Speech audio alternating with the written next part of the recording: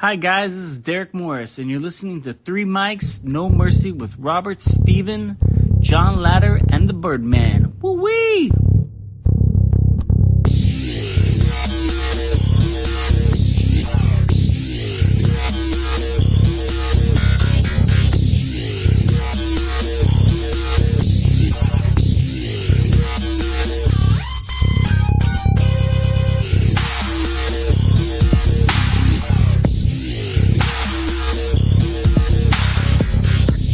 Yo, what's going on, guys?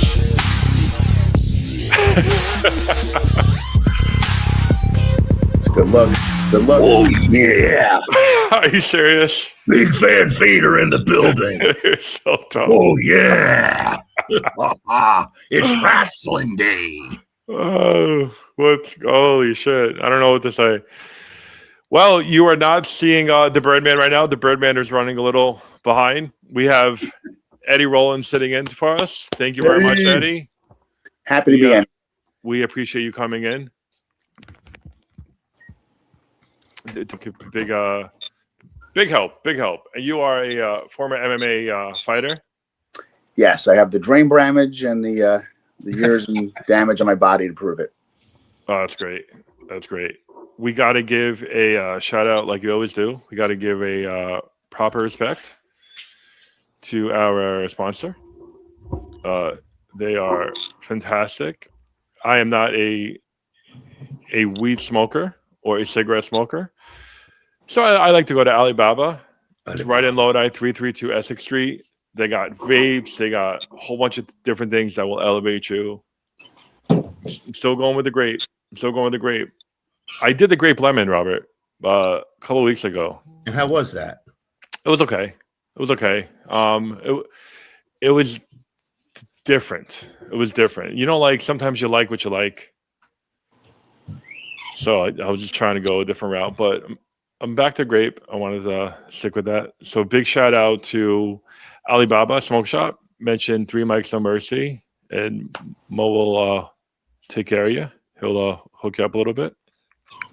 Get you some stuff. Get me some stuff. How are you doing, Eddy? I'm doing all right. My wife and my kids all use cannabis products, and I support their decision. But me, I just like car exhaust. Oh, yeah? Oh, Lincoln Tunnel. So good. Good. That's awesome. That is the best. Well, we are gearing up. See, like when I was a kid, I was very much into wrestling, like the old school wrestling. Like Big John Studd to me is my favorite wrestler of all time, and I got into it. And then sometimes things change because maybe I thought it was a little too silly. But it's real. That pain is real. And then I can't even look at you, Robert. I can't even fucking look at you. Robert, my name is Rojo El Gringo El Fat El Gordo. El Fato seems appropriate. El Gordo Rojo Gringo. Big fat gringo in a red mask. Big fat gringo. That's fantastic. Look at him. Porn name. Very good porn name. That is a good porn name. Oh, yeah. I could see that in like one of those Pornhub things. And we have our gentleman. They can either call me the fat gringo. Joey Image. There we go. Walnut. Gentlemen, what the fuck? What's up, buddy? Oh, can I curse in this show? Absolutely. Yes. All right. Well, then, fucking gentlemen, are you crazy? Right? It's too late to take it back now. What's going on? What's going on, fellas? This is awesome. Thank you. Joey Image is in the house. Oh, I've never heard that before. You're in the house, sir. I was just talking about wrestling. Like when I was a kid, I was very big into like WWF, not WWE, WWF. Yeah. Like Roddy Piper, Big John Studd, Can-Am Connection, and how it's definitely changed. Like, what's your take on how things have changed right now in the wrestling? Because you've been in the game for a minute. Yeah, I just hit 26 years. I started in December of 99. No one knows who I am. I'm not rich. I'm not famous. I don't give a fuck. I had a fucking blast. You know what I'm saying? Yeah. Dude, I think the internet's hurt a lot. The internet's hurt a lot of wrestling, I think. I'm sorry. Just give me 1 second. Just got a quick Yeah, no worries. Message from a family member. A lot of things have definitely like changed. Like I like the old school fucking personalities, like when Jimmy Hart, like Jimmy I love Hart. that guy. I You're would love to talking the punch him. golden age.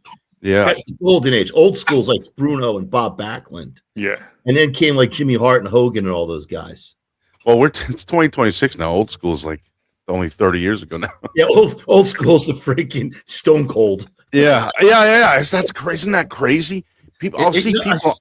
I'll see people on Twitter throwing beer at people. Yeah, Yeah. I'll see people on Twitter, like younger fans, like in their mid-20s, that are like, "Oh man, I love the old school days of like DX." I'm like, what the fuck are you talking about, dude?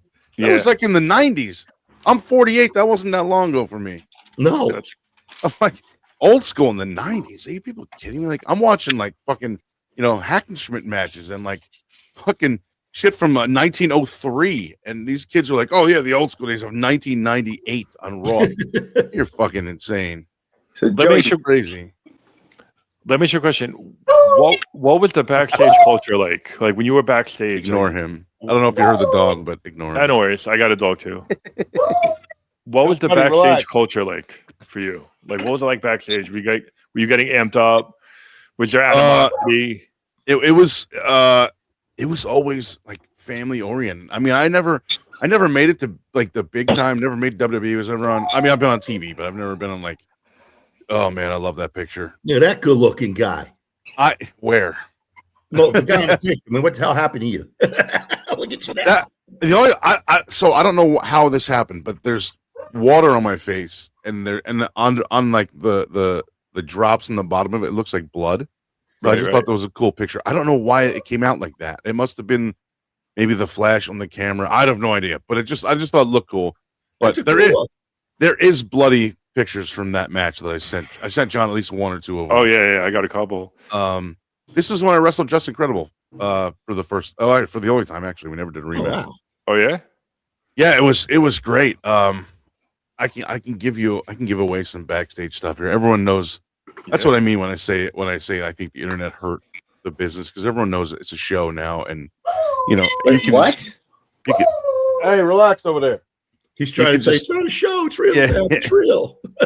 You can hop on It's real. Twitter now and communicate with anybody that were like ages ago. They were like so far away, and you couldn't talk to these people, and now it's like Hulk Hogan had a fucking Twitter, for Christ's sake. So, but yeah, so this was September 10th, 2005.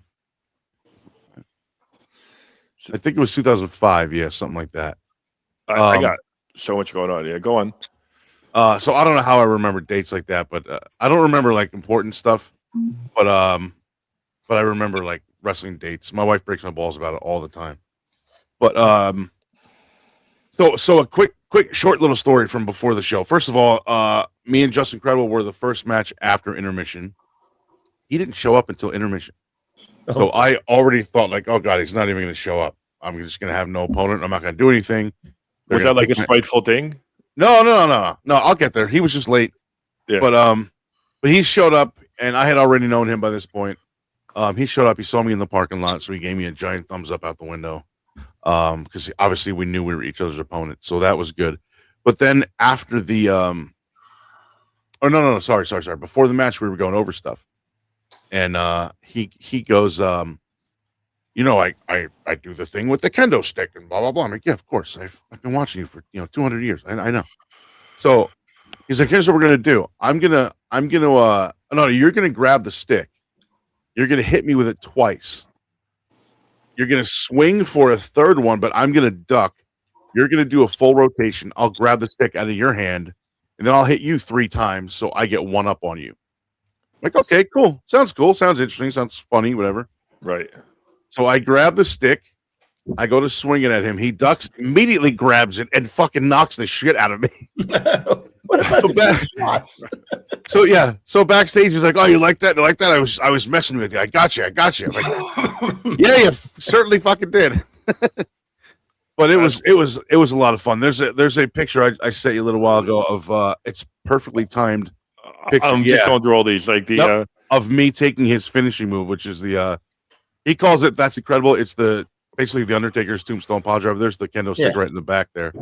But I don't know who took this picture, but it's so perfectly timed. And I had long hair. I mean, I have long hair now, but I had long hair then too. So it kind of looks like the hair hides the fact that my head's not really hitting the mat very hard. Right. So once I feel a little tap on the top of my head, it's when I kind of kick my legs down. So I know like, oh shit, there it is. So I don't really go all the way down, but it's just the picture's so perfectly timed. Well, the facial expression sells it right there. Yeah. For some reason, I wore. Like you're hitting, but you're not. That's a good sell. For some reason, I wore leather pants for this. I don't know why or what the deal with that was, but do you still have pants? I do. I don't know where I got them from. That's a great question. I had 3 pairs. One of them actually ripped during a match, and a fan bought it, and the fan in the crowd bought it for $40. Nice. And then I had 2 other pairs. I don't know where I got them from. Who gave them to me? I don't remember. But I do have 1 pair. I still have my gear bag, so I stopped in 2015. Shit, I used to have the little sign up, the poster up here, but I don't know where it is. I think it was June 20th, 2015 was my last match. Okay. So I never needed my gear bag again. So those leather pants are in there somewhere. They washed them since though, right? No. I haven't even opened I'm afraid to open the bag. It's over 10 years now. It's almost 11 years. I'm afraid to even open it. Tell me about this. Hold on one second. Like I want to set this up. I love this. This brings me back to like the old school shit. Hold on one second. Got to this. Old school 1998. Hold on. This was even later than that. I didn't get started until the end of 99. Hold on one second. You guys ready? Oh my God. All right. Let me just preface this real quick. Wait, pause it real quick. Sure. So, all right. So here's the story. This is my favorite promo I've ever done. Okay. Because I wasn't scheduled to do a promo that night. Somebody didn't show up and they needed just an extra minute or two of film, footage, I should say. Okay. So as soon as I got there, the promoter grabs me. I mean, you could tell because I'm not even wearing one of my own shirts. I'm wearing a Harley Davidson shirt because I just came in off the street. Not off the street, out of my car. Let's watch this. I was sleeping in the back. So the promoter grabs me and he goes, listen, right now I need something. I need 1 minute from you. Go do a promo. You're wrestling Justin Glory tonight. Go do a promo. First thing that comes to mind, just don't use the word hell because this was in a Catholic school, which is weird. Ooh, so I'm like, oh, so you're telling me no prep, and I need to make sure I do a minute. So as you can see on screen, I magically did 59 seconds. I don't know how. So because of that, and I had no preparation for this, I didn't even know who my opponent was until I got there. This is my favorite promo I've ever done. All right, here we go. I'm sitting at home earlier this week, and I get a phone call from the AWA World Star Wrestling Booking Committee. You know what they asked me? They asked me, Joey Image, how do you feel about going one more round with Justin Glory in Stratford, Connecticut? You know what I said? Absolutely. I said, hell yeah, boys, let's do it. You know why? You know why, Justin Glory? Because 5 times you've been in the ring with me.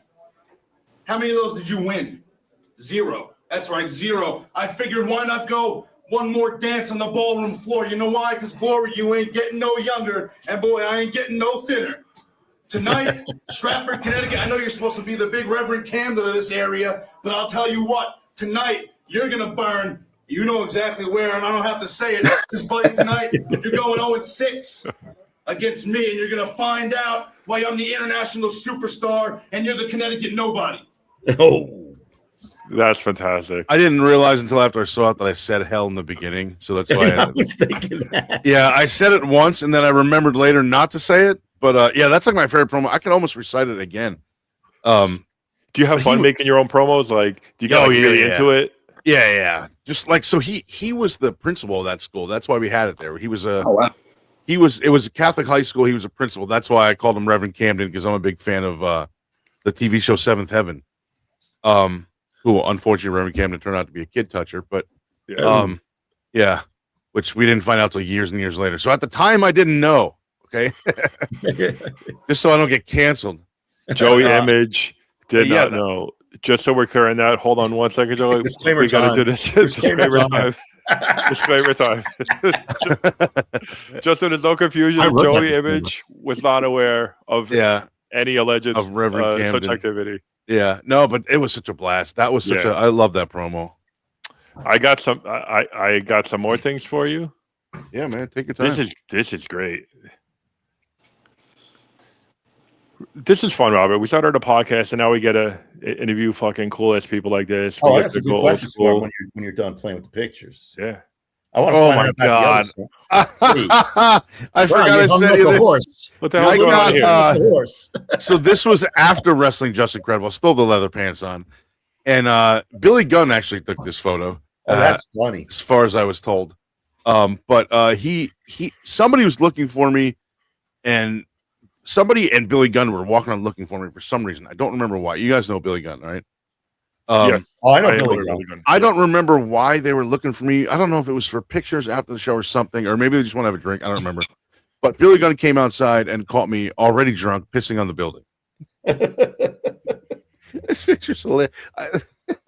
That's fantastic. I may have actually Damn. attached this one to the email by accident, but it's hilarious. It's perfect. So we I'm got just that. looking at that giant red horse-sized penis he's whipping out. Yeah. Right? Yeah, that's not the bandana that came off my head. That's crazy. That's during the Ouch. Just Incredible match. Yeah. This might be after. I don't remember. But yeah, the cut was somewhere like right behind where my ear meets my head, and it just. Oh shit. I had another one up here, which there's a Billy Gunn picture I sent you where you can see that I didn't even bother cleaning it off after the Yeah. show. Or after Now, the was match. that an accidental cut or was that Yeah. part of the plan? No, this was an accident. Whoa! All right, good. It's louder Sorry. than mine. I don't feel bad now. That's No, it's okay. It's louder than my guy. No, this was accidental. I think it was from the kendo stick. Oh, wow. But I think right here I'm thinking like, what just happened? Is that supposed to happen? Or what do I do? What do I do now? Eddie Rolon, who's on with us, he's a former MMA fighter, so he is no stranger to pain. Yeah, so No I'm not stranger to pain. gonna fuck with that guy. All the stuff I did was scripted. Well, the reason I'm no stranger to pain is the 28 years of marriage. I'm only at I think I'm at 6 right now, something like that. In a row? That's great. That's great. Hey, I was always taught the first marriage is just practice anyway. There you go. But yeah, this is my first one. Badass. There it is. I didn't even clean my forehead off. I already got a beer in my hand, still wearing my gear. You always forget how big Billy Gunn really is. This is the first time I met him in person, and he is enormously tall. I've seen him a bunch of times since. Actually, I saw him the week after this at a show in Long Island, and he's like, "Hey man, how you feeling?" Like That's a lot big, lot better than fucking last dude week. right He carried me on his fucking shoulder to my hotel room to because I was passing out. That's a big he's- fucking dude. He's enormous. He is one of the absolute nicest guys I've ever met in wrestling. And what's crazy about Billy Gunn is he still wrestles in AEW with his sons now. Yeah, and he They still looks they like wrestle that. the trio. He still looks like And- that. He's like 61 or 62 now, and he's And like one other than the giant hair, bicep. He's actually in better shape now in 61 than he was in his picture. He's Yeah. even bigger, more Yeah. powerful. This was but less 2005. Yeah, this was 2005. But yeah, he is a enormous. When I met him, I like didn't realize how big he was until I saw him. I'm like, holy shit! I mean, those his guys head, can fucking eat too. his head is almost cut out of the picture. It's how goddamn tall. He is. You know, What's it's he, so like, funny. 6'6"? I used to live in Virginia, and I did a lot of like stage production and security for events out there. We did this one for Norfolk Scope. Oh, It was okay. huge fucking arena. Yeah. And I was hanging out, and the chef, he was smoking a cigarette, and I was bullshitting with him. I go, "What's going on, mate?" He goes, "These guys fucking eat." I go, "Word?" He goes, "He said he would cook 3 rotisserie chickens for Booker T alone. 5 pounds of fucking mashed potatoes." Yeah. Yep. I don't doubt it. Norfolk Scope is where the famous DX thing happened Yeah, with I- the tank. And actually, Oh, Billy yeah. was there for that. I was Was it there Norfolk for Scope? when Roddy Piper came out for a match. It was just like a very quick appearance-y thing, and that took me back, man. Seeing Roddy Piper on stage. I wish I got to meet that guy. I never got to meet him, but I can tell you a story about him. Yeah, please. I was doing a Ted DiBiase training seminar in Connecticut. Whenever it was that Piper announced that he had cancer, whatever year it was, that's when this was. Right. And while we were doing the training seminar, DiBiase's in the middle of the ring teaching us stuff, showing us things, whatever. he gets a call from Piper, and he's like, I got to take this. So he's like, oh, it's the hot rod. I got to take this. Give me 5 minutes. So he walks away and he comes back, and that's when he found out that Piper had cancer.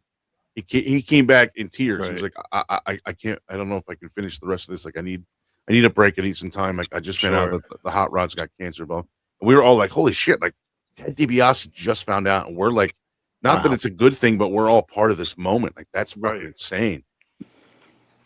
That's crazy. Yeah, it was wild. Right before he got cancer, he did a show. If this is crazy, there used to be a show called Wife Swap on ABC. Yeah.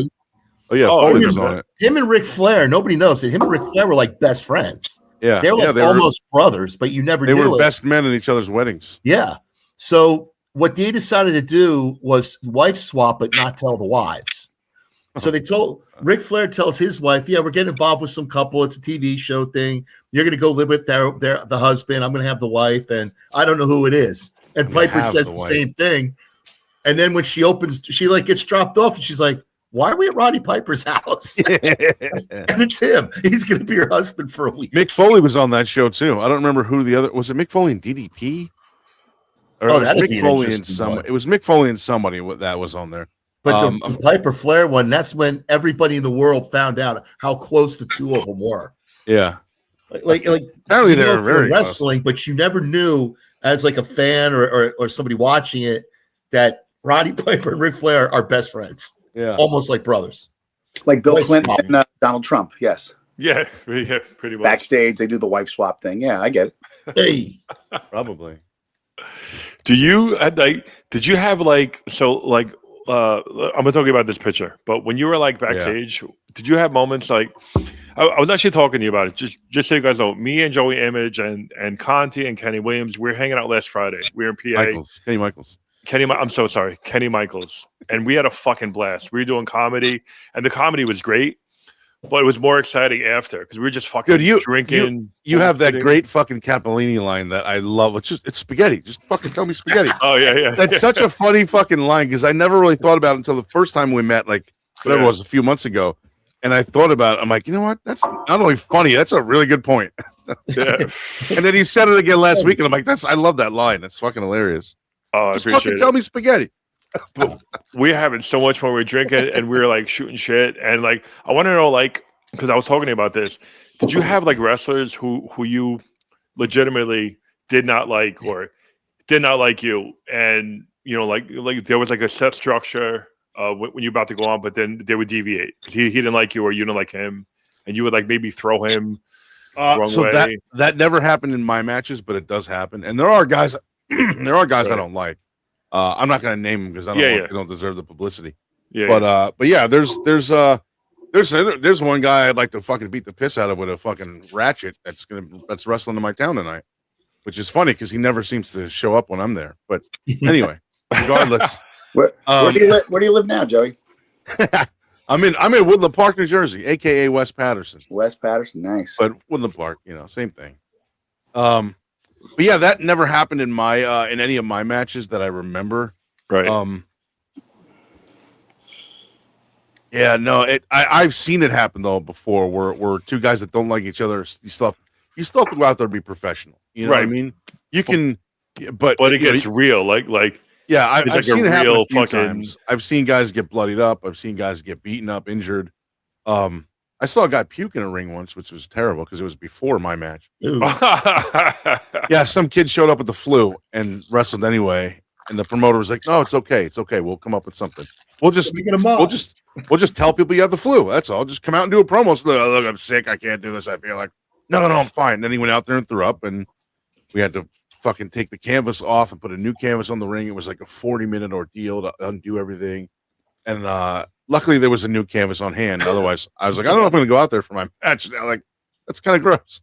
But I've seen that shit before. I've seen like real life animosity spill over into the ring. Are there certain things, without naming names, are there certain things that you were asked to do and you're just like, fuck that, I'm not doing it? And they go, come on, you got to do it. This part. No, dude, I kissed a guy on the lips in a fucking match once. It was my idea. I'm not gay at all or bi or anything like that. But the guy that I was wrestling was playing a gay character who, he came out later and that he was, which Right. I don't know if we knew at the time. I don't remember. His name was Frankie V, and he always wore pink, and he was doing this gay thing. And the idea was, so his tag team partner or / manager was this girl Stephanie, is her name, but her ring name was Officer Mercy. She did like a police gimmick kind of thing. So the idea was, I think it was like a mixed tag. It was me and a girl, or me and a manager against him and her. Okay. And the idea was, I have her in the corner, and I grab her like her shoulders, like I'm gonna pull her in and kiss her. And then the referee turns me around to get me out of the ring because I'm not the legal man at the time. And then when the referee turns around, those two switch places. So I turn around with my eyes closed, ready to kiss Stephanie, and it's Frankie in front of me. And I grab him, I give him this big old fucking honking lip lock. And I turn around, and I'm like, yeah, I got her. And then I turn around, and it's him, and he's like doing the swooning thing. And I'm like, spitting it out and stuff. Yeah. Did people love this? Oh, it was great. It got such a huge pop. Especially when they found out later that I'm not actually gay. It's like, I'm like, look, man, I don't care. Like, I'm comfortable in the fact that I'm straight. I don't really give a fuck. I think it's funny. So it is funny. Yeah. So I think it's funny. People call me fag and homo and faggot and all this shit. Stuff you can't say today that I just realized I just said anyway. Yeah. Not even paying attention. But I had a stablemate at the time. I was in disclaimer show. Disclaimer. I was in a stable with like 5 or 6 other guys that, like, the whole goal was we would just go out and beat up our opponents, but the other 4 or 5 guys would come out to the ring with us. Right. We were bad guys, of course. Yeah. So one of the guys was actually asked to do this first, and he was like, "I'm not doing that. And I'm obviously not going to give his name, but he's like, I'm legitimately a homophobe. I'm not doing that. I'm not kissing a guy for any reason." It's very brave to admit that, though. Yeah. I was like, he's like, you know what? I like him as a guy. He's cool, but I don't have anything to do with it. And I'm like, I'll fucking do it. Give me those lips. I'll do it. So the other guy was like, yeah, the other guy's like, you want to practice first? I'm like, no. Once. That's all you get. But no. But yeah, so I went out there. I just grabbed him and I fucking kissed. The crowd was like, oh, and I thought, well, heel character in me thought they were popping because I finally got the girl. And then I turn around one more time and realize it wasn't the girl. And it was so much fun after that. Everything, that whole little scene was, I wish that was on tape somewhere. Yeah. But I don't even on tape. That's how old I am. I wish that was VHS, on film or baby. video somewhere. Yeah. I don't think it is. I have the after the match stuff where 2 guys ran out and put me through a table, but I don't have the kiss spot. But it was fun. They put you through a table? Yeah, 2 other guys from a rival group or a rival stable came out after the end and put me through a table. This was on my birthday weekend. So like in the video, they put me on a table, they go to the top, one guy's on this side, one guy's on this side, and right before they jump off to splash me through it, the one guy yells, "Happy birthday, bitch." It fucking goes. It was great. Oh, it was wow. really it was cool. Yeah, there's video of that somewhere. It's probably on my YouTube. Oh, that's crazy. I was hoping to ask a couple of questions about your sports background before you started doing pro wrestling. Baseball. I played baseball up until high school. I didn't make the high school team, and that kind of discouraged me enough to stop. But I did like little league until whatever 15 or 16 years old, whatever it was. I think it was 15 years old. In Little Ferry or someplace else? No. I'm originally from Atlantic City. I moved to North Jersey, Emerson, particularly Emerson. What is it? Bergen County. When I was really little, 5-6 months old, maybe my parents moved up here or up there. Wow. So I went to I went to that school. So I was little league till I was, like I said, I think 14, 15, whenever, because high school started 9th grade. So I didn't make that team. I got cut, whatever. I was terrible. I fucking knew I was terrible. I only had one good season where coincidentally my favorite coach was my buddy John's father. And he just like gave me tips and pointers. And that was the only season where I hit in like every game. And I'm like, this is amazing. Like, this guy's the best coach in the world. And then, like, unfortunately, that's the only time I was good. So I got cut from the high school tryouts, and I just never did it again. Got you. Well, you probably missed out on being molested, so that's one good thing. Well, one of our guys is about to pop in. Yeah. Jay Birdman, just give me a second. You want to say you're listening to Three Mics, No Mercy, and we have Joey Image on. I forgot about this picture. And We gotta today we say have that. 4 mics. And Yeah. we It's got about Eddy to be Rolon, 5. former MMA fighter, on. You can listen to us at Three Mics, No Mercy on Spotify. You can watch us on the John Ladder Comedy Channel. You're on with Joey Image. Joey, tell us about the Monster Factory. So when I first before I started training, actually, Yeah. that was one of the schools that I wanted to go to, just because I'd heard of it so much, just living in Jersey and living Right. down in that area, or being from, a little bit more south of there. The world famous Monster Factory, Larry Sharp's Monster Factory. Yep. Yeah, everybody went there. Bam Bam trained there. Paul White trained there. Sheamus trained there.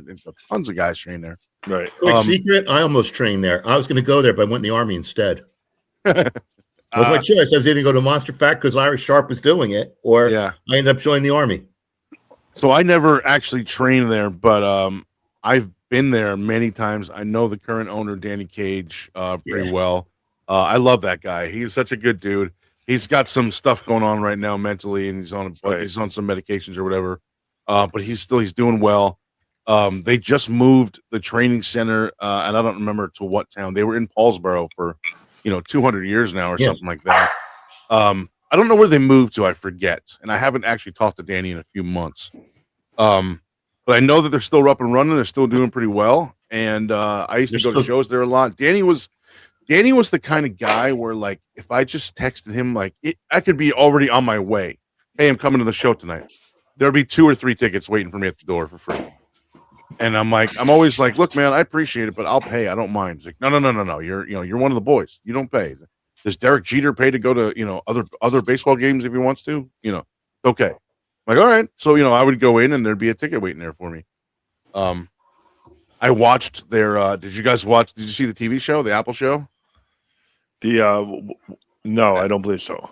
No. There's I think it's 8 episodes, just called Monster Factory on Apple TV Plus. Oh shit! Yeah, it was a couple years ago. It was filmed, and it's like I said, I think it's 8 episodes. I mean, some stuff's changed obviously by now. Yeah. They didn't do a season 2, but they did a season 1. I thought it was cool. Like I said, I love Danny. A lot of well-known guys went to the Monster Factory. They're still pumping guys out. Yep, I think Raven was there too.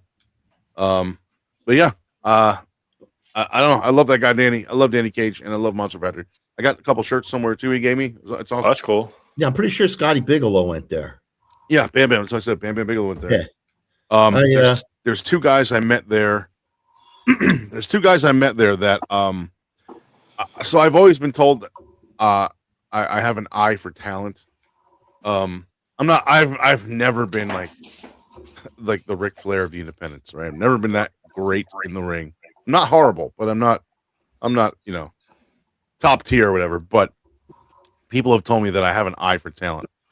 So there's 2 guys that I met at Monster Factory, Luis Martinez and Nicholas Camarado. And those 2 guys, I met them on the same night, and I told both of them after watching them at the show, I'm like, you guys are going to be somewhere signed within the next 2 years. I will fucking guarantee it. So Luis went on to become Damian Priest, who's now one of the top guys in WWE. And Nick Camarado went on to become Nick Camarado, who's worked for everybody. WWE. He was in NXT within the time frame that I gave him. So I'm like, all right, good. I called that one. And then Damian, I called that one. Camarado went on to do he was WWE, NXT, AEW. I think he did some TNA stuff. I don't know what he's doing now. I actually haven't spoken to him in a while.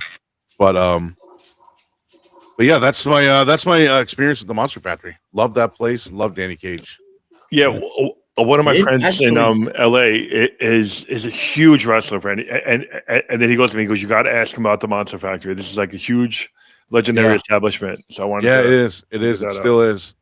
I wish they were still in the original building. I don't know what happened. I didn't ask. It says they're still in Paulsboro on Mansfield, but no, they're not. I don't think they updated it because I remember that being the old. Yeah, that's where they were for a while. I used to go to Nashua Avenue. Yeah. A friend of mine used to live, like, if you go 2 blocks past the Monster Factory and make a left, his house was right there. So anytime I would go to those shows, because it was 2.5 hours from my house. I would crash at his place. That's why I never trained there, because it was 2.5 hours away. So the school I ended up going to, coincidentally, was in the town I now live in, but at the time it was only about 15, 20 minutes away. It was a lot easier to convince my parents to drop me off at, or when I didn't have a car, at least, convince my parents to drop me off at than 2.5 hours. That's crazy. Now, did you co-found PWS? Yes. Yeah. How did that? Wow. What a relic of information. People don't even know that. Yeah, I know. I follow this stuff, but I want to talk to you about because you wrestled, obviously. Yeah. But you also did the other side of it. You were a promoter. I still do everything except wrestling right now. And you produced, right? You produced matches. Yeah. Talk about some of that, because I find that more interesting than the execution in the ring. Yeah. So producer / agent, same thing. But yeah, so myself, Eric Tapout, and another guy whose name was Dean Ripley. I don't even remember. Oh, Spencer was his real name. We put together and started PWS, the three of us. And eventually, after like the first 2 or 3 shows, it just got to be too much for me, money wise. Yeah. So I backed out, but I still stuck around as like a locker room guy or whatever. And then they sold to whoever. Eric sold it to whoever. Spencer had left. He got married. He left to go, have a life. And then Eric sold the rights to everything to somebody else, and that's about it for that. Yeah, I think it dissolved with the new group broke up or something, if I remember. Yeah, it was supposed to come back like 10 or 12 years ago, and they were going to have me. It was some guy, Mike. I don't remember his last name. And they were going to have me on as like a guest, not ringing out, guest general manager, I think is what we were talking about. Yeah. As like one of the guys that used to own the original company, and then they just never actually did their first show, and I don't know what happened. I never heard from them again after a while. The retired wrestler general manager Kurt Angle. Basically. Joey, tell us about this moment right here. This is this a victory? Is this a defeat? No, this is a loss. This is immediately following my last match. So I after 15 years in the ring, I tried to get it as close to the original date as I could. So my first match was June 20th, 2000. This was June 25th, 2015. So I got it like 5 days away. I tried to get as close, but it wasn't on a weekend. So I'm like, shit. So basically, I had to stop because I broke my neck and I broke vertebrae in my spine. So this is immediately following that last match. I was a wreck. Like I fucking came out in tears. Sure. This is all I've ever wanted to do.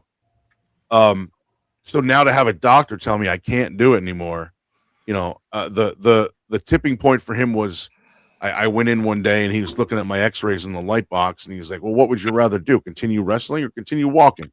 Right. And I said, how long do I have to answer that? And he's like, that's the problem. If you don't say walking right away, then there's a problem.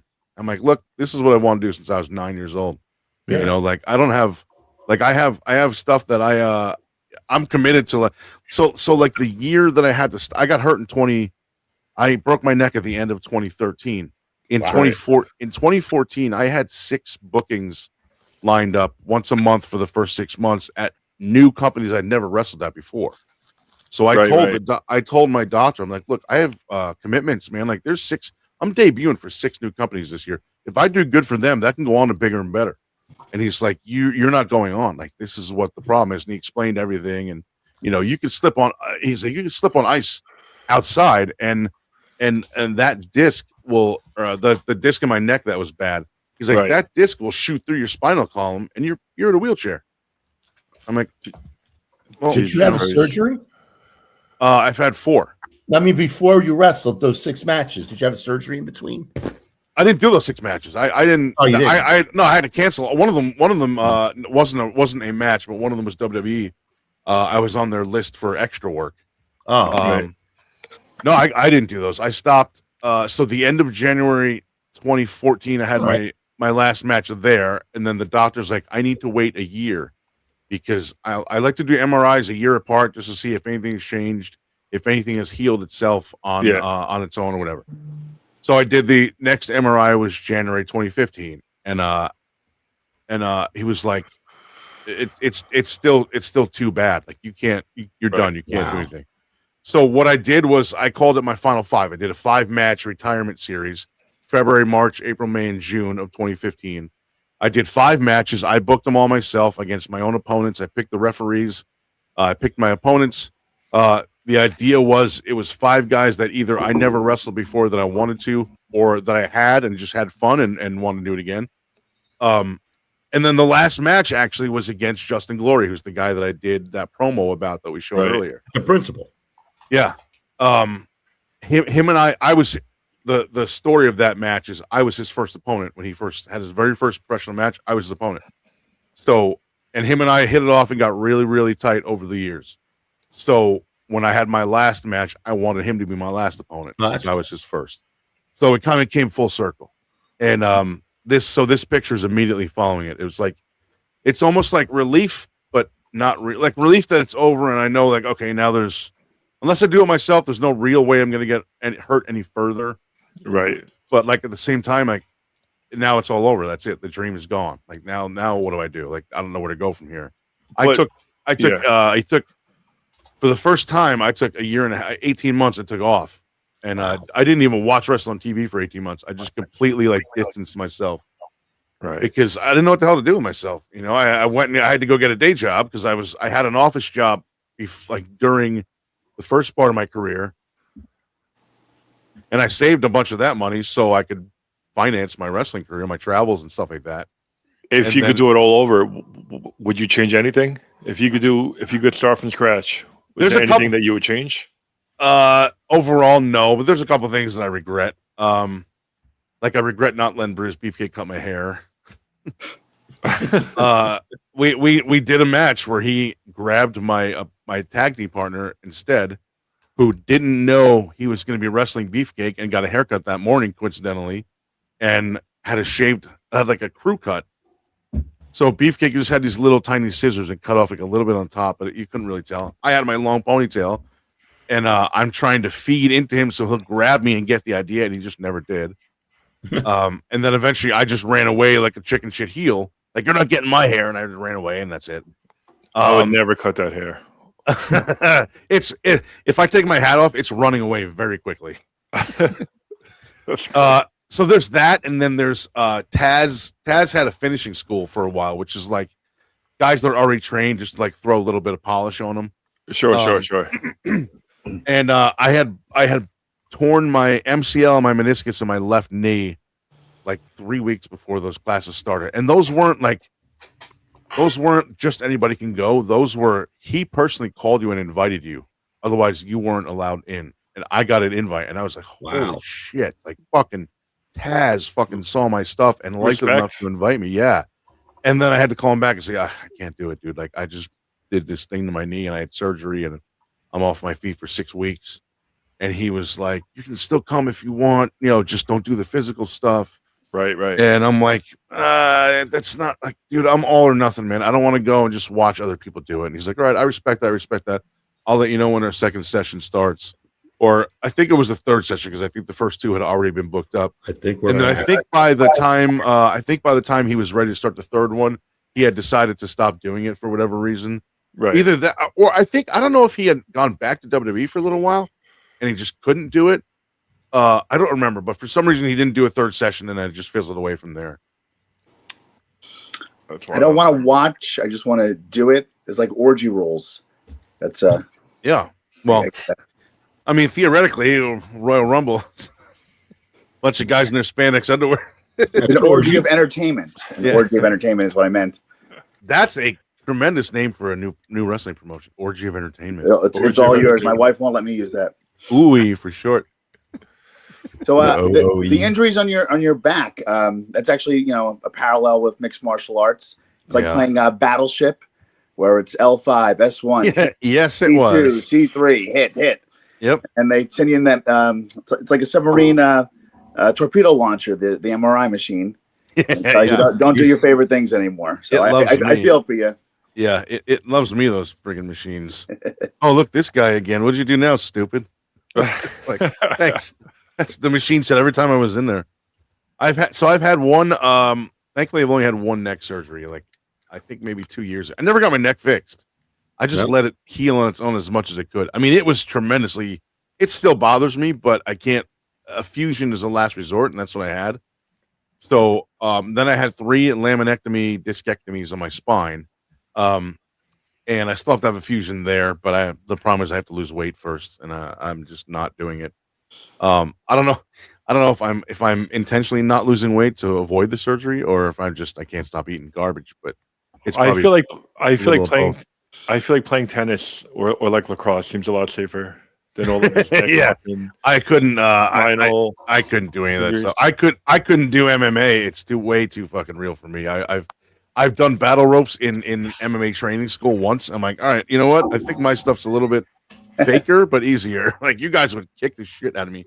I have a friend, and he's an old UFC buddy, who I've asked a million questions to, and I'm like, man, I don't know how the fuck you do that. Like, What's his name? crazy. Nate Rockquarry. Oh, okay. Yeah. So my wife and I went to Oregon for vacation a couple years ago. He lives out in Portland, and we went to breakfast. Nice. Yeah, he's a couture guy. Yeah, he was on Ultimate Fighter, I believe, too. I worked out with Couture before UFC 32. I cornered for Elvis Sinisic when he fought Tito Ortiz, so I got to meet a lot of these guys. That's awesome. And and definitely the crossover with some of the guys that Tim Catalpa, I guess, is a New Jersey name. Yeah, you might know from Obaki. I've only met Nate. Nate's the only I don't know. I don't want to say famous because he's just Nate to me, but like people know who he is. Well, and, they know him from the reality show. Yeah. But he's the only guy that I know from that world that I can recall right now, at least. And I just grilled him with a whole bunch of questions, and I'm like, man, like, so I don't even know. Funny story about how we met. I have a friend, Nicole, who trained MMA. She lives in California now, but she was training under Nate Quarry.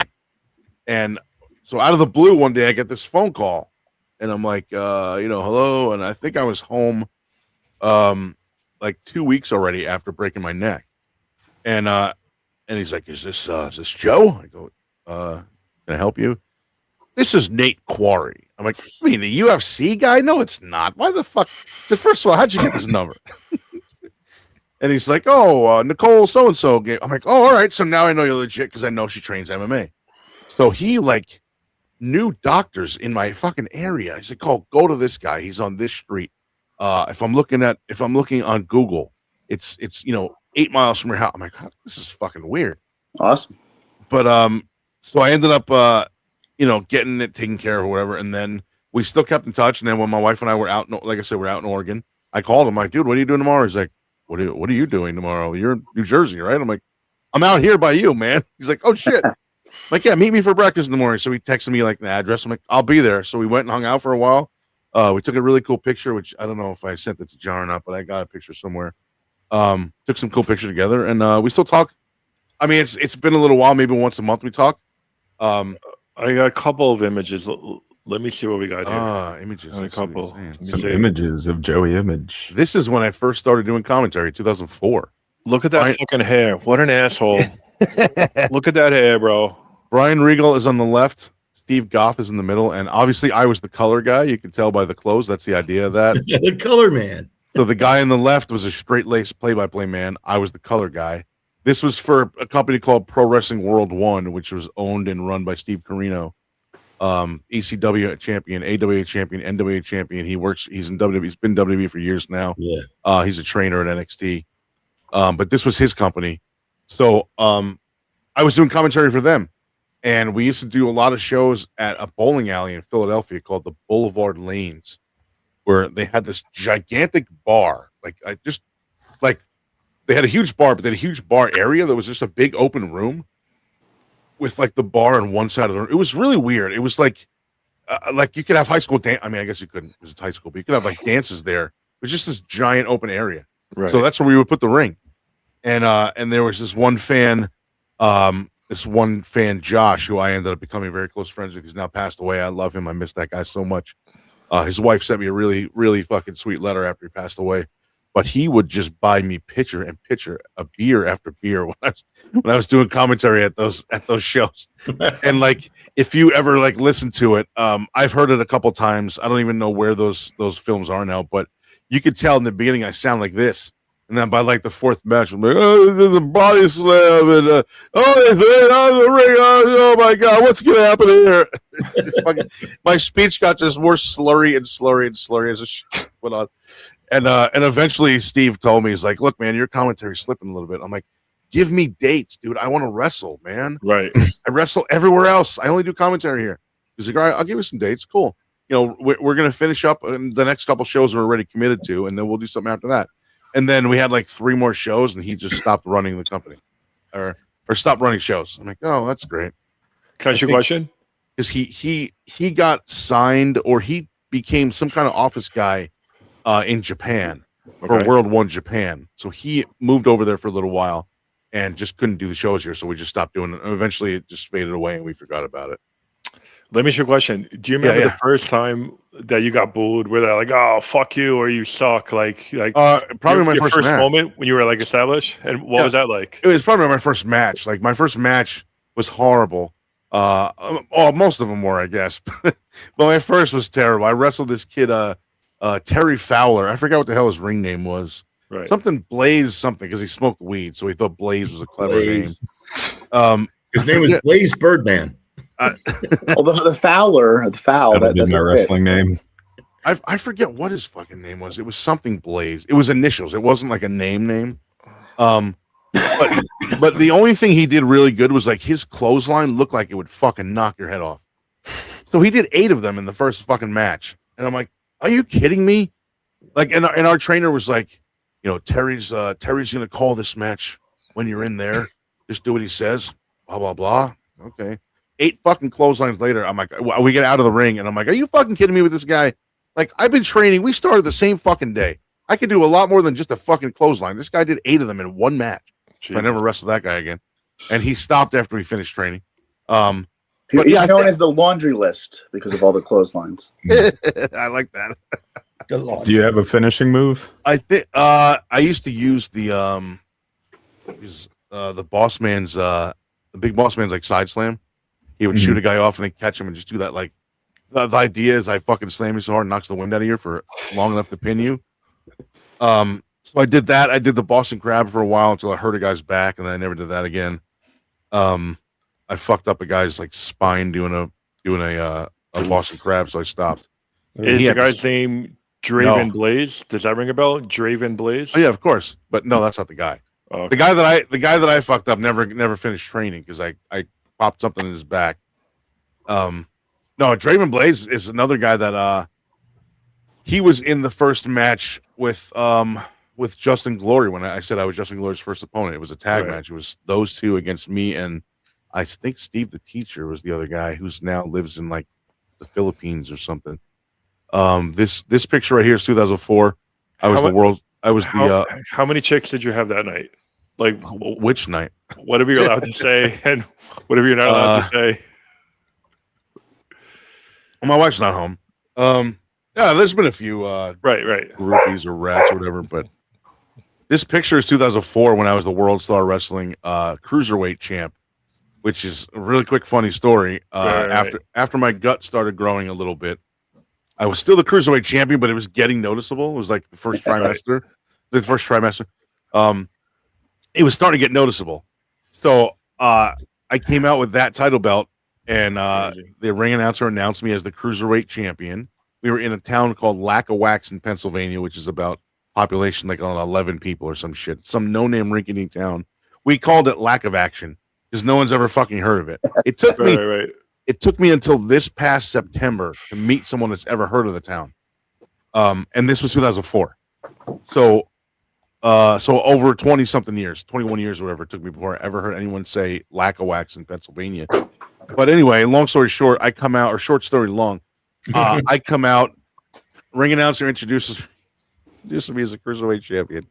And like I said, my gut is starting to get a little bit prominent now. And this guy in the front row stands up and points right at my belly and screams, "There's no way you're a Cruiserweight." and I fucking lost it. I was laughing so hard. I had to turn around and go back to the entrance so we could redo the entrance for the video. Yeah. Because like for the video release or the YouTube or whatever, well, there wasn't YouTube then. I think Daily Motion was a thing at the time. But for like the DVD release, he didn't want me to obviously be laughing at crowd jokes on on the final release. So I had to walk back to the thing. They shut the music off, and we had to redo it. But I was laughing so fucking hard. I think I bought the guy a beer after the show. I'm like, that was fucking hilarious, man. Because there was a little bar / hotel / restaurant we used to go to after those events that fans would come and hang out and stuff.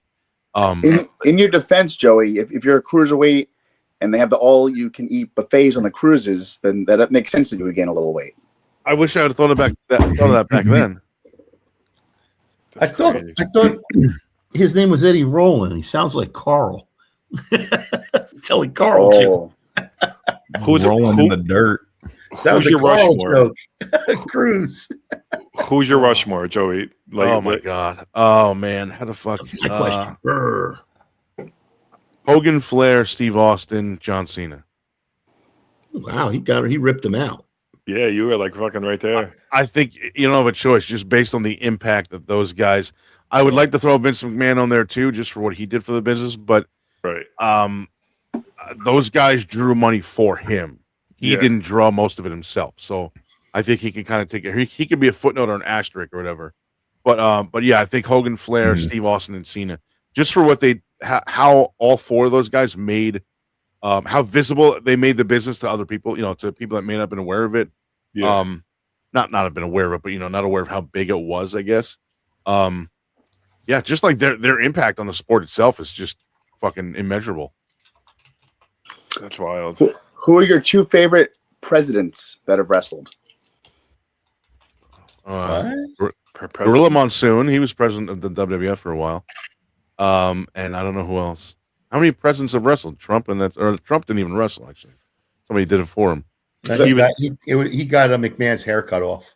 Yeah, but he didn't wrestle the match though. Bobby Lashley I thought Austin wrestled for him. Who? My memory was Stone Cold wrestled for him and somebody else and wrestled for Vince. No, it was Bobby Lashley and Umaga was the match. I don't remember who was on whose side though. I think Lashley was Vince's guy. I don't even remember. He's usually the heel. Yeah, I don't remember. But yeah, I don't know. I don't even know which. Abraham Lincoln, I guess, is one of them. Yeah, there you go. Abraham Lincoln, collar and tie wrestling in Illinois, state champ. And I'm fairly confident I could probably take Abraham Lincoln. I'm fairly confident. I could take him right now. Yeah. Oh, yeah, right now you got him. Oh, yeah. You're I'll put a $5 on that. I'll put a $5 and a penny. I was watching Beyond the Mat because I love behind the scenes things. And the Jake the Snake was just like depressing. It was like, because I remember as a kid, I was all in on it when he pulled out the snake, and then he's saying that he had to take uppers to stay up and downers, then fast forward, he's playing it like a Piggly Wiggly type of thing, and his daughter doesn't know what the hell's going on with him. Like that's real stuff like that with the drugs and the constant. I only met him like once or twice, but he was always super cool to me. Right. I went to see Beyond the Mat in a fucking movie theater. Really? Yeah, it's crazy. It was myself, my girlfriend at the time, and her brother. And we were the only three people in the theater. And her brother just came because he was like 14 and wanted to get out of the house and not be home alone with his parents. But we were the only three people in the theater. It was amazing. I saw it in Bergerfield, New Jersey, right on Main Street. I don't remember what the name of the theater Cinema on Washington Avenue. Washington, that's what it was. Yeah, because that's where I saw it. Bergenfield. That's crazy. That's where I saw it. Oh yeah, so you know Emerson. Yeah. I know Emerson. So we fucking grew up right by each other for years. Oh, it's wild. Yeah. I live right down the street from the 7-Eleven on Washington Avenue. Oh, at the fucking. Oh, I hate that intersection, man. Yeah, it's the worst. Is it Church Street? Church is right there, right? Yeah. And then it's got like the stupid like the curved thing with they're each two lanes, and no one knows who to fucking go next. Jesus Christ. Crazy. And the light turns green at a 7-Eleven, and people go, and then it turns red, and people are still going because they're like, "Oh, I'm not really in traffic. I'm at 7-Eleven. I'm in the parking lot, so I can just go even though it's red." What the fuck? People there, I don't know. I can't stand that intersection. Yeah, it's But not my favorite. yeah, that's where I saw. That's where I saw Beyond the Mat at cinema. And was that like real for you when you see what they go through, like the drugs, and they're about to get fired, so they gotta just push through it? Because that was really sad, man. Like constant drugs every fucking day, uppers and downers. So I broke my neck November 10th, 2013. I wrestled to the end of January 2014. Right. So 2.5 months with a broken neck. I did the same thing. I would before I didn't do it before shows because obviously it was unprofessional and dangerous. But during the week, I would just pill up every day when I was at work, Percocets and Vicodins. Right. And then I would take one Percocet the morning of a show when I got up, but that's it. I wouldn't take more than that until after the show, just so I felt okay enough to like walk and get out to the ring and do my match and then go back. Jesus. But yeah, there's I used to, oh man, my favorite used to be you might want to put the drug use disclaimer at the bottom.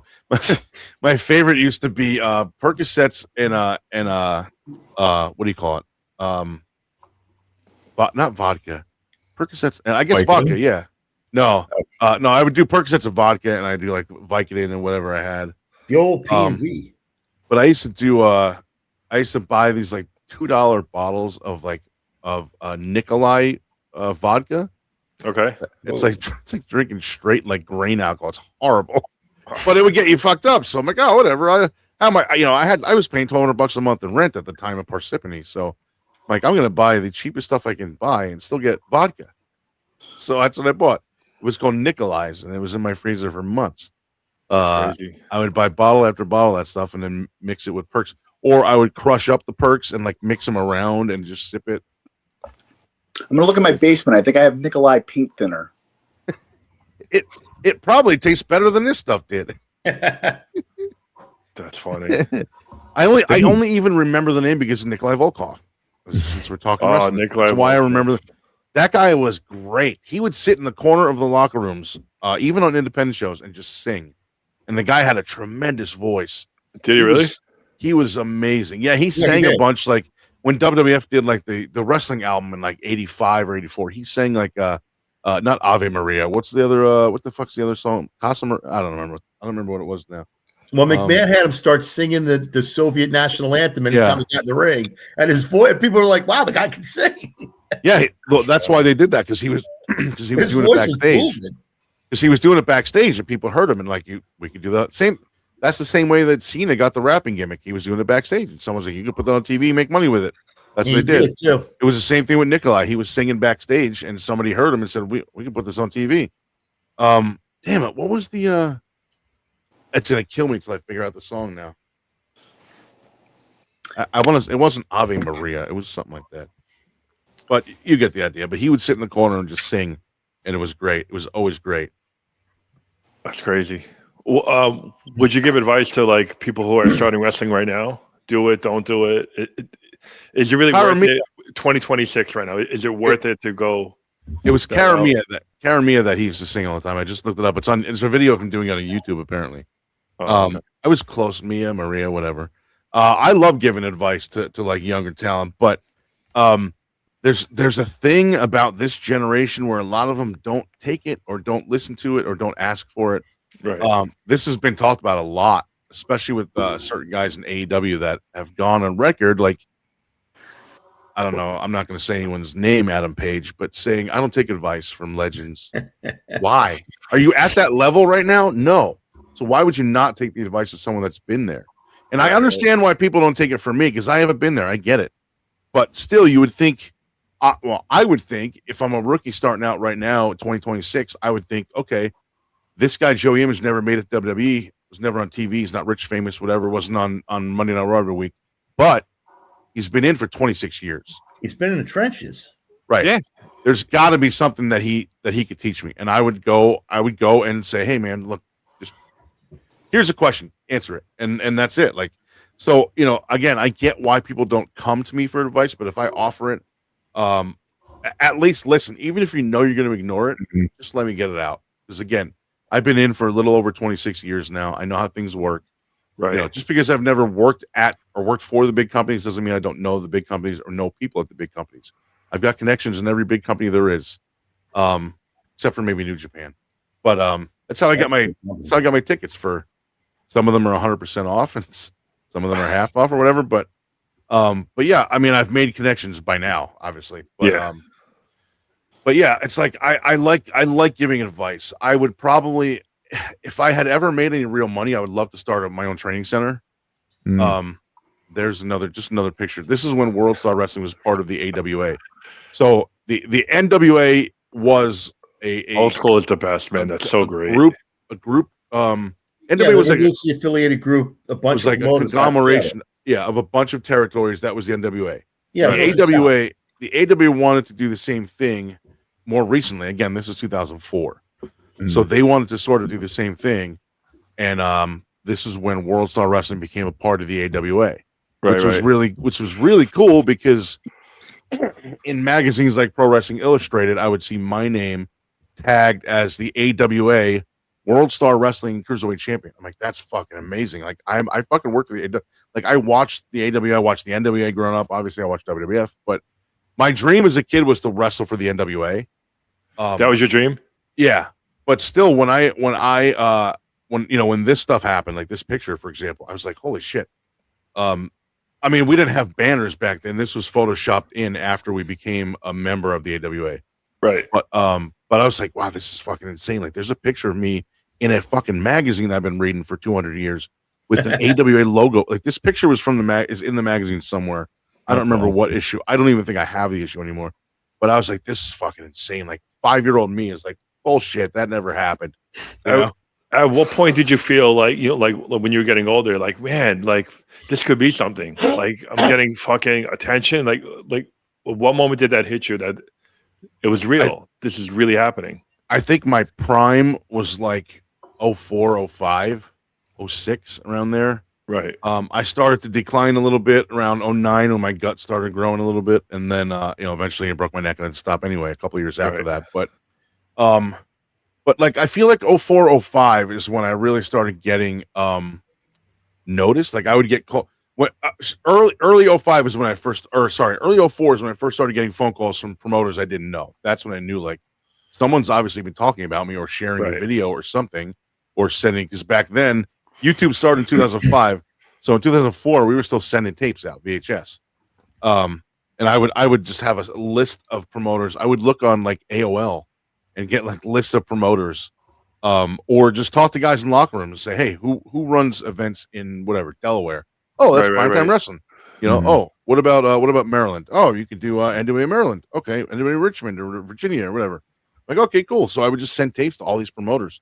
Oh, what about anybody in Canada? Oh, you could talk to Greg, whatever the hell his name was, in Toronto,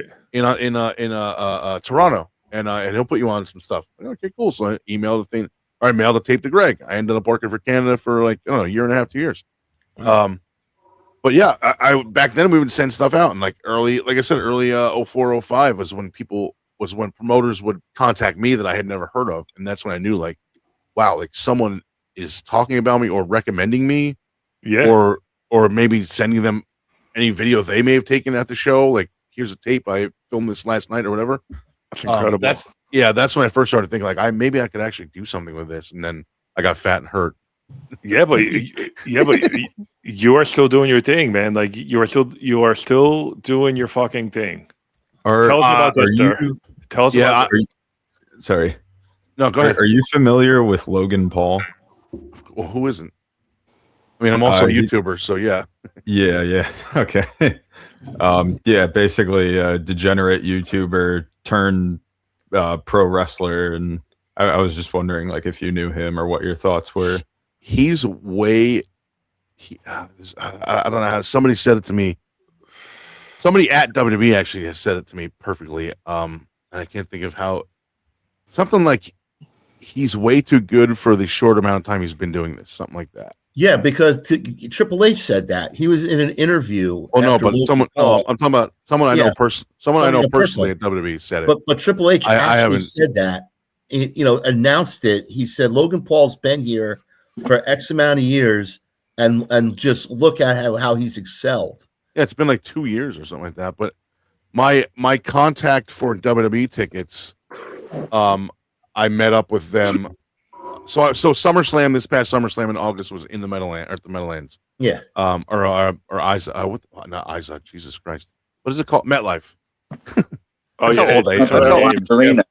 I was Continental gonna Airlines, Izod Center. Brendan I call it the Byrne. Meadowlands. It was Brendan Byrne when I was growing up. The first time I Governor Brendan Byrne. still Brendan Byrne Arena. But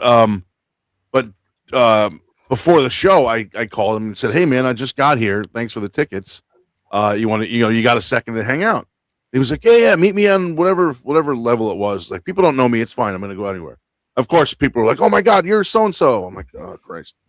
So he's like, yeah. So he took some picture, whatever, of people. But he was like, "So what do you think about what's going on with the show? And what do you think what's going on with things and blah blah blah?" And I'm like, "Dude, like I'll be honest with you, I haven't watched like the weekly TV in a while regularly, Right. but what the fuck is up with Logan Paul?" And that's when he said, like, "Man, isn't he good? Like, he said for a guy that's only been here or been doing this for a year and a half, 2 years, that guy is really fucking good. He's like abnormally good at this." Do you think that there are some wrestlers? Jay does bring up a good point. Do you think there are some wrestlers who are in for like the novelty of it and not like the pure sport of it? Like, does that sort of like take away from you and the old school guys that now there's just like a novelty? Like he's just bringing like entertainment. Like he's not really focusing on the sport, on the integrity of it. I mean, I don't know. It's tough to say, but I could see a guy like Logan Paul being perceived as that, especially if he wasn't as good as he is.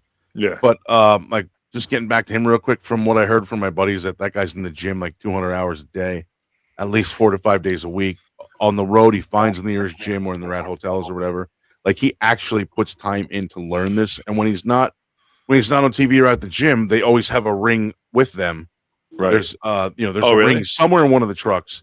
Okay. That they can set up for guys to use just to get some practice in or whatever, bump around a little bit, and he's always doing that too. So, Wow. I don't know him as a person. I probably wouldn't like him, but just from what I've seen on his YouTube, he's probably a jerk off. Yeah. But if you ever see this, Logan, I'm saying probably, not is. Okay, your brother's a fucking jerk off. You just might be. I don't know. And I'm not even going to put a disclaimer on that because I agree exactly what you're saying. No disclaimer needed on that one. As far as wrestling, that guy's good. Yeah. Like just I don't know, just natural athlete, I guess. It's crazy. You ever From watch what I'm Midget watching, Wrestling? he's literally the best raw talent that ever just walked into a ring without a lot of training. Seriously, he created a move called the what the hell? He named the pulverizer. He named it after himself. Yeah. And when you see this move, you have to be guys with like years. You got to be like the Undertaker. You have to be tall, not to break somebody's neck doing what he's doing. That's the thing. I'm not tall either. I'm only 5'8". So But the Never move he's tall. pulling off, you really need to be taller than he is to avoid hurting somebody, and yet he avoids hurting somebody with one of the most devastating things I've ever seen as a move in a ring, where if it goes wrong, it's going to go way wrong. Oh yeah. If it goes wrong, there's no it's a little bit of a watching it mistake. right now. Oh no, it's bad. Yeah.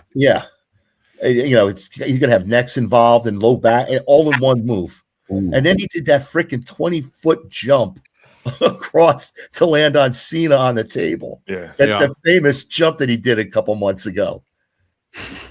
This guy takes it seriously. He's a jerk, and I think that's his personality, and that's where he makes his money. Yeah. Kinda like Deion Sanders.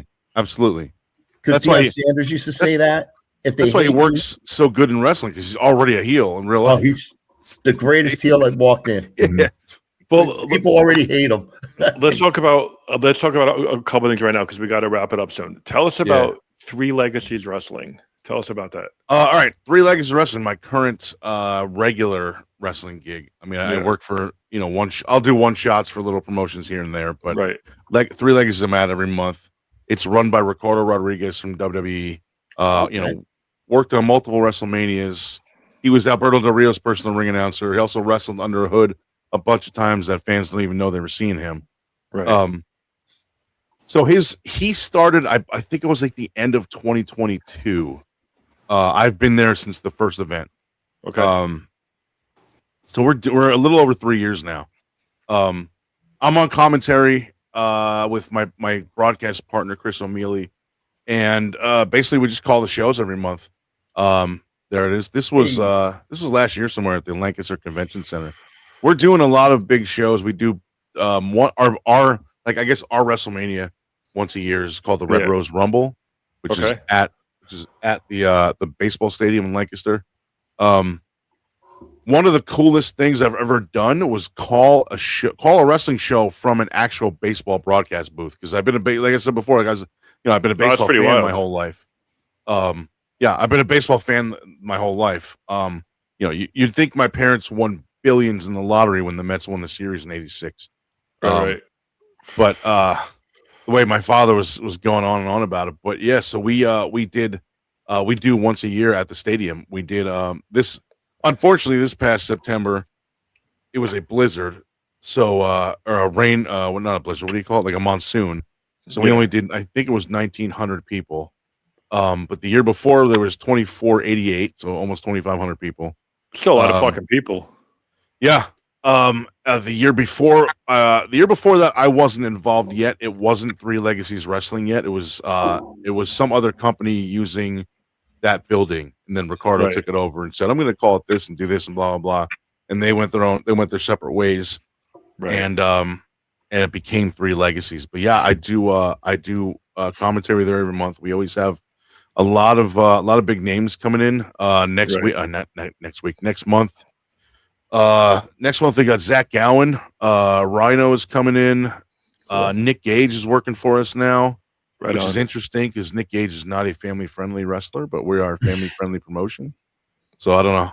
It works though. He has another side to him that not a lot of people see. And it's great. We have a blast every month. Those shows are always on YouTube. I think it's I'm guessing. Well, I know it's obviously youtube.com/@3Legacies Wrestling. I don't know if it's spelled out or if it's the number 3. I don't remember.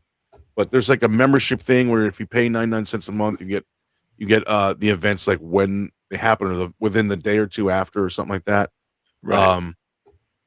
And like every event we've done is on there, and there's interviews and stuff like that. So it's great, man. I have a blast there. We do a lot of cool stuff. We just came out with trading cards. So there's mine. Yeah, nice. I just did a live stream yesterday actually where I bought and then there's the back. So you can't see it because I had the blur on. There you go. You can kind of see it there. It's me and Chris. So I just did a live stream yesterday where I opened so there's single packs, there's single card packs that are $5. Right. And then there's a hobby box where you buy the full box that's $100 or $95. So I bought one last weekend, and I did a live stream yesterday on YouTube where I opened the first 10 packs. And that's cool. I'm gonna do another one next week where I open the last 10 packs. And I got like 6 of my own card. No, you got 6 of your own cards? Yeah, because I had the one already. That one that I just showed you, a referee gave me last week because I didn't have any yet. And then before I left the show to go to my buddy's house, I decided, you know what? Let me just buy a box of cards. That's crazy. I'll do a live stream or whatever. That's cool. And then I will I'll do the live stream where I'll open them up. And then I opened them yesterday, and like 6 packs had me in it. I'm like, oh my god! Like I swear, this is not like I didn't plan this. It just happened. Yeah. And also, you got something really cool coming up because I want to make sure we get this out there for the good people so they see. Oh yeah. This is this is bittersweet. John Balls Mahoney was one of my closest friends in the business for a long time. I met him before I got started. Actually, I met him towards the middle of '99. When I first started going to independent shows, before I decided, like, all right, that's it. I'm going to get trained. And that's the QR code right there to get tickets. The QR code. Yeah, that's right cool. Yeah. That's cool. Thanks, dude. Yeah. So this is so next weekend, April 11th, which coincidentally is 10 years to the day that he passed away. Right. And then the day after that, April 12th, is his birthday. So he died the day after his birthday. Or sorry, the day before. Wow. So he passed away the 11th of April. Again, that's going to be 10 years. And then April 12th is his birthday. So everything, all the tickets, and it's going to be on like an iPay-per-view service. Right. I don't know the specifics of that yet, but if you go to It's actually underneath the banner. ACW dot. I think it's Simple Ticks. I'm sorry. Let me get rid of that for you. I want to make sure that we get everything out for you. Yeah, I think it is. I think it's AC. It's Salt. Yeah, Yep. there we go. ACW.simpletix.com. All the info is on there. There's the prices right there, 40, 25. There's going to be a pay-per-view link eventually when that's all set up. That's awesome. Yeah, I'm like, so this is being run by Jason Knight of ECW and his wife Desiree. Nice. And so I'm still friends with John's wife Gail and their son Christopher, who I haven't seen in a while. Right. The first time I met Christopher, I was pushing him in a fucking stroller at the Garfield Boys and Girls Club in Garfield, obviously. Yeah. He was 25 years old. At a PWS show. I don't remember when that was. I think it was 06 or 07. I don't even remember. I don't even remember how old Christopher is now, but he's a couple years away from college. So all the proceeds from this event are going to his college fund. And I'm also going to be bringing like 8x10 photos and stickers with me. That's the cool. The 8x10s I'm going to sell for $5. Stickers I'll do for $1, and all that money, whatever I make, is also going to Christopher. The kid looks just like his father. It's crazy looking at him and seeing John. It's insane. But yeah, I love this guy. I was absolutely crushed when I found out that he passed away. Yeah. But like I said, I still talk to his wife. I haven't talked to Christopher in a while, but he knows me obviously. So, but yeah, next weekend charity show in Gloucester City. Yeah, that's cool. Check it I'm out. super looking forward to ACW.simpletix.com. Yeah, all the info is on there. Check it out. That's awesome. Well, hey man, thank you so much for joining us. We appreciate it. It's great getting like an insight. You know what I mean? Like man, in the old school and all that shit. Next time, so I'm gonna come on here again, and then I'll tell you the story about why Hulk Hogan hated me. Ooh, the teaser. I like it. Yeah, that's a good one actually. That's awesome. Well, hey, thank you so much, man. If there's any final things you want to get out there. Follow me on all social platforms at Real Joey Image. Twitter is Real Joey Image _ because I couldn't get Real Joey Image for some reason. But yeah, there it is. Yeah, it's whatever. It's the same. You just search it, you'll find it. What else? I don't know. I guess that's about it. Awesome. Well, I appreciate you, man. Thank you, brother. Hey, thank you for having us on. Thank you for having being on. us We appreciate it. You had me on, dude. Thank you for being on. Yeah, man. Whenever you want to do this again, you let me know, brother. I'm in. I will. All right.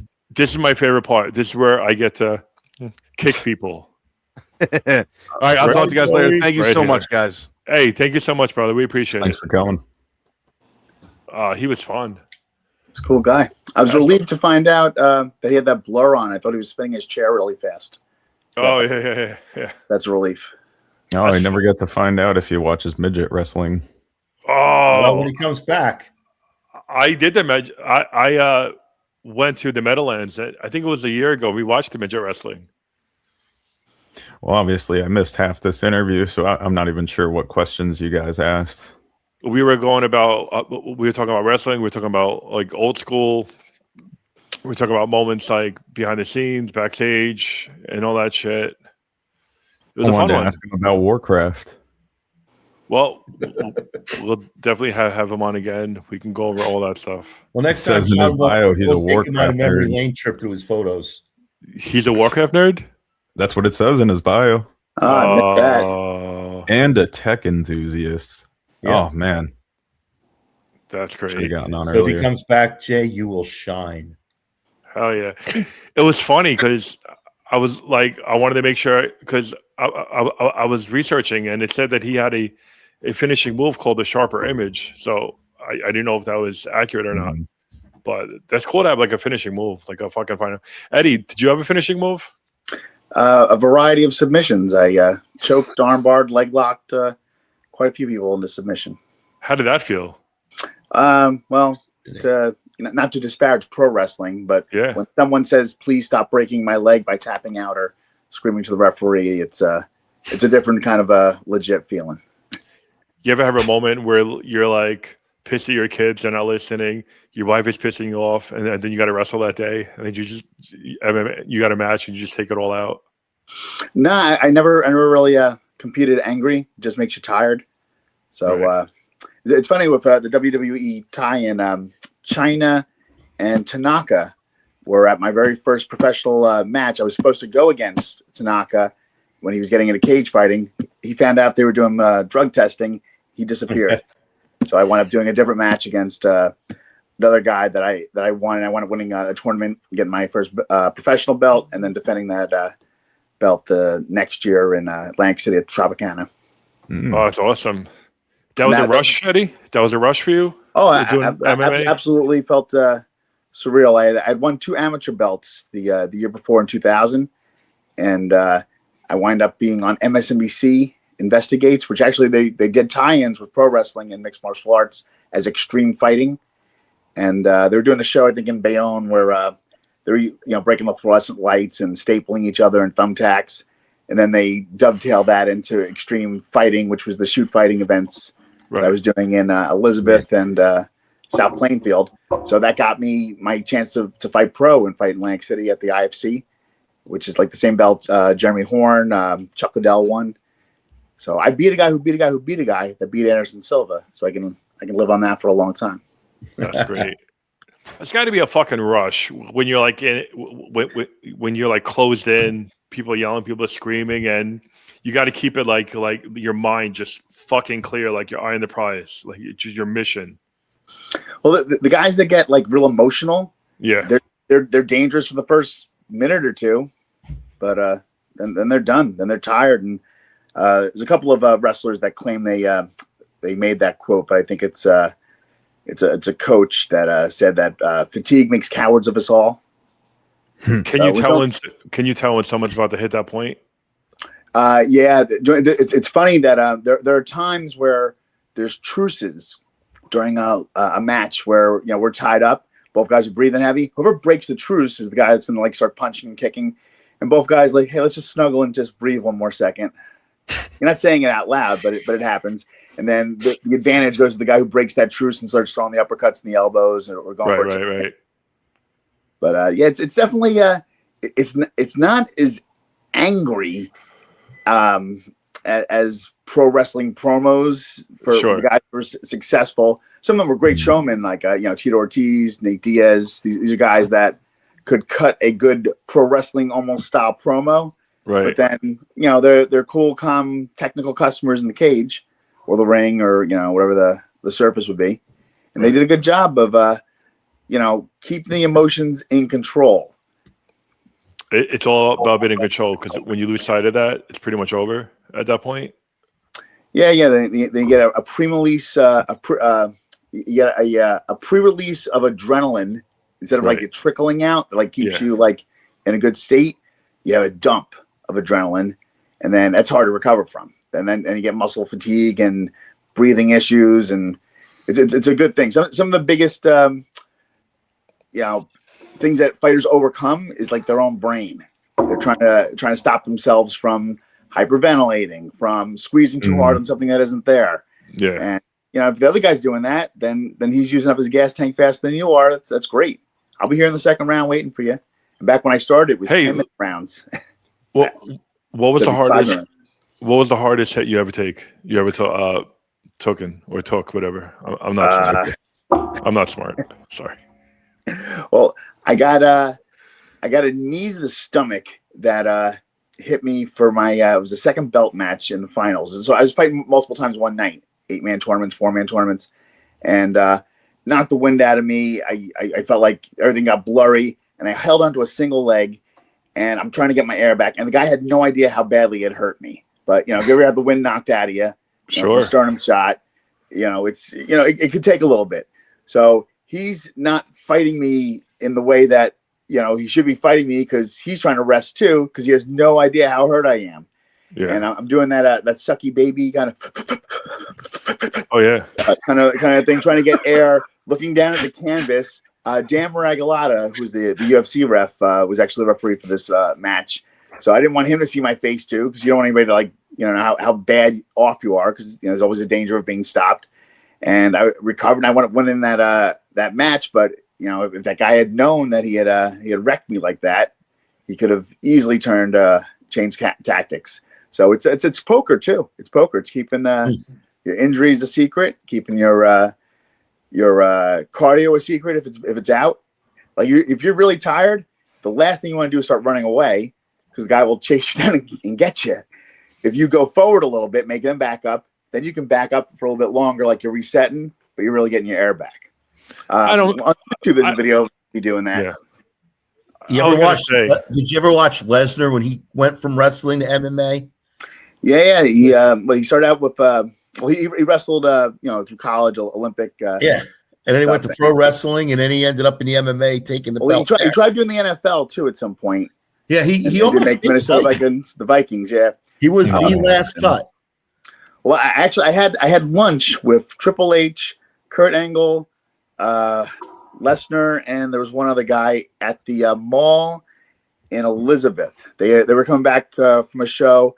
I owned a gym in Rexplex in Elizabeth. All right, and we just happened to be there. So Kurt Angle knows Randy Couture. I worked out with Randy Couture back in the day. Very good wrestler.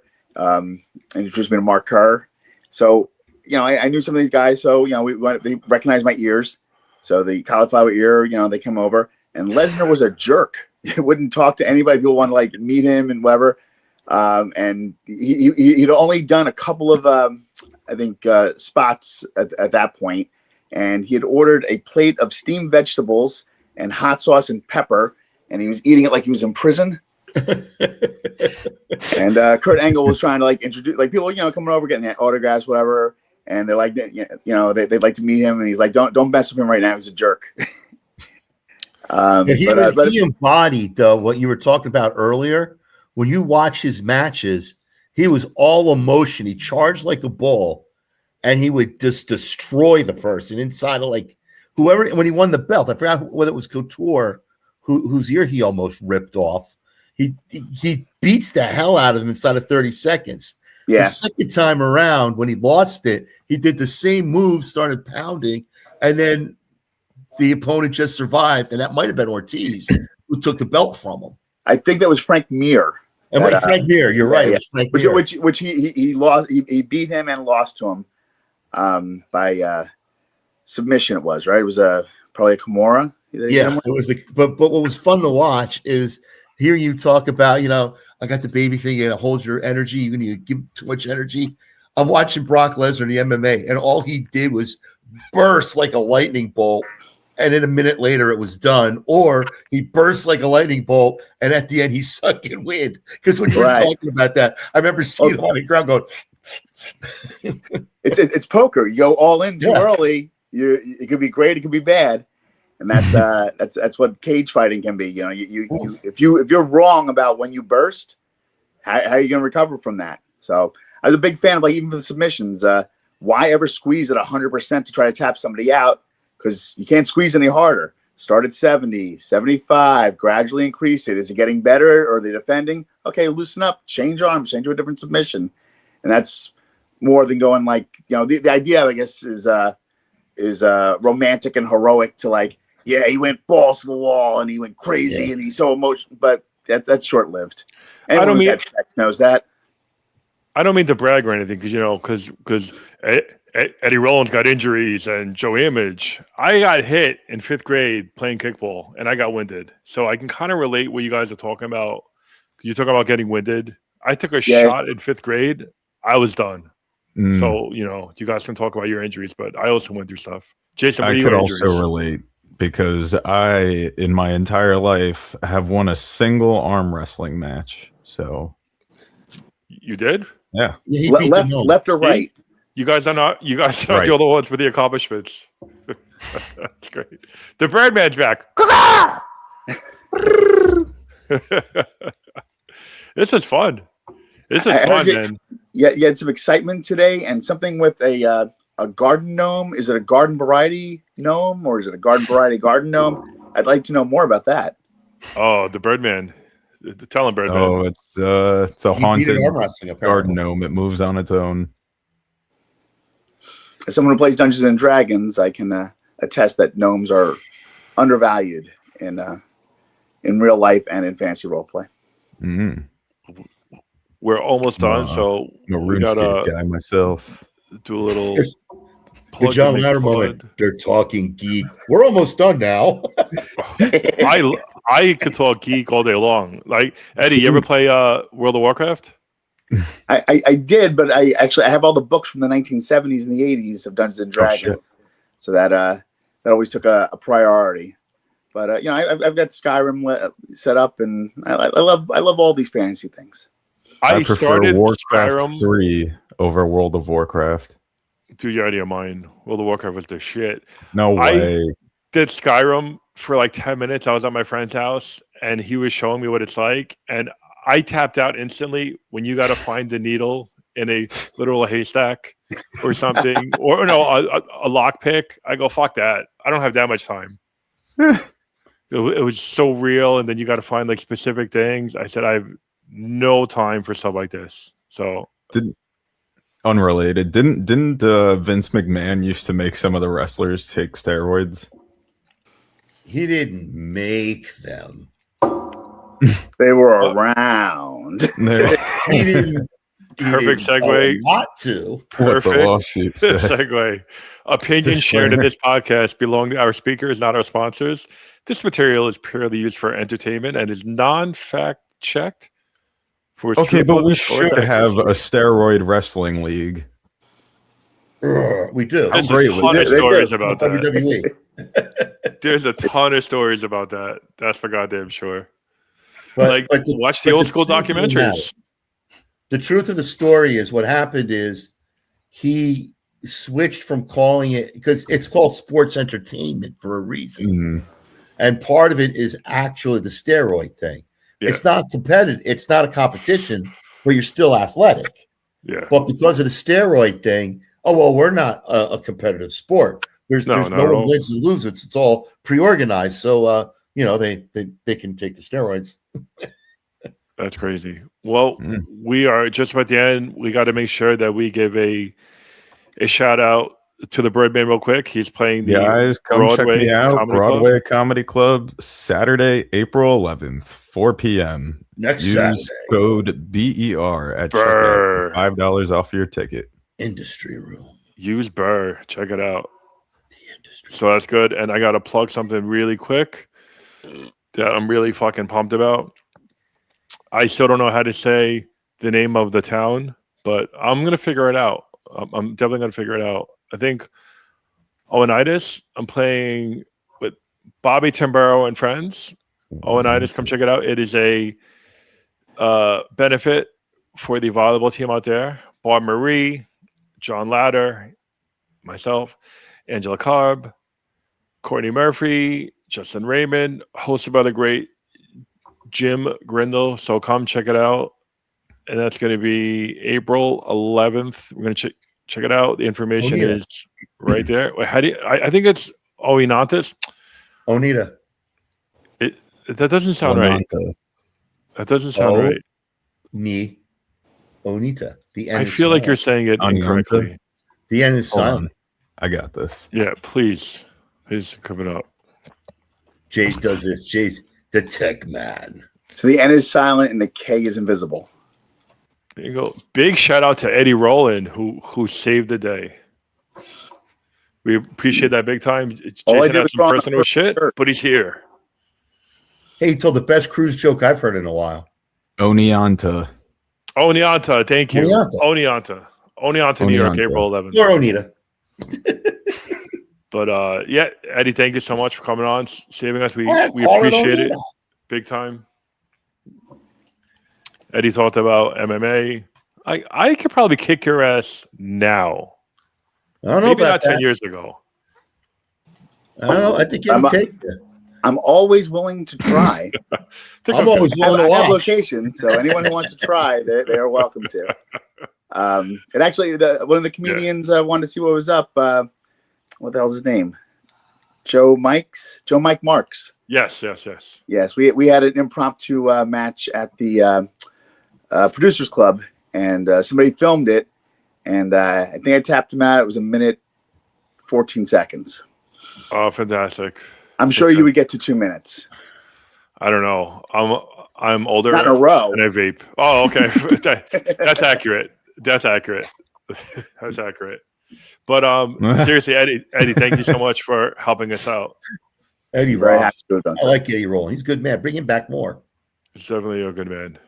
I'll have a better setup, and I guess the distance from the camera, I feel like I have a little head compared to everybody else. So I'll find a better spot. There we go. Nothing's going on. You see my nice big scar on my ears. We are going to say goodbye to Eddie. Oh, there you go. Eddie, do you have any last words before I kick you? It's my favorite part. Kicking. I'm going to go play Fallout 4 because I finally got the benevolent leader achievement. Nice. 100% happiness for settlement. Well, that's important. Will you do that? Eddie, thank you so much for joining us. Bye, Eddie. This is my favorite part. I go kick. 3, 2, 1. Kicked. Get him out of here. Kicked. He's out of here. Done. Just like that. Jason, look at this. This is how we started this. This is what you missed, Jason. Look at this. Oh, man. Where were you, Gnome? Jason was rocking the Gnome with his 7-inch biceps. Jason, how many costumes do you think he owns? I'm going to say at least 8. He could probably open his own costume shop. I think so, too. What's your name again? Oh, El Gordo? What was your name? El Gordo Rojo Gringo. Fat white guy in a red mask. He doesn't travel anywhere without his bottomless suitcase full of taco miscellaneous costumes. That's great. Lucha Libre. Well, that is all she wrote today. Robert, we're going to have to save that topic for next week, but that's really fucking cool. I just want to put this out for Joey Image. Please come check it out. Support this. This is a great event. It's a great cause. acw.simpletix.com. Please go ahead and check that out. And that is the QR code if you want to come and check it out. Had fun, guys. Jay, I hope everything's good. Yep. On your end, good. Thank you for checking us out. We are on the John Ladder Comedy Channel on YouTube. And we are on 3 Mics, No Mercy on the Spotify. Again, thank you for Eddy Rolon. 3 Mics, No Mercy. Joey Image. That was fun. Check him out. Real Joey Image. Graham's got a lot of stories. He's definitely going to come back out. But guys, thank you very much. We're going to end this right now. That's how we do it.